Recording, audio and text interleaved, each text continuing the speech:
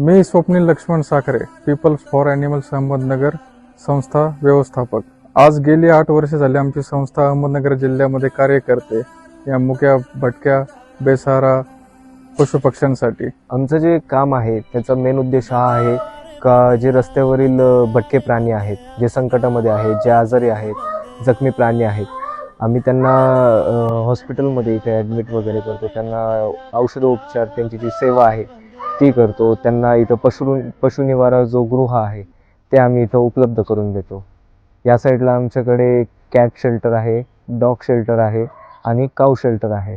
आपण नगर जिल्ह्यामध्ये जनावरांसाठी एक रुग्णवाहिका चालू केली आहे, जी नगर जिल्ह्याची पहिली रुग्णवाहिका आहे.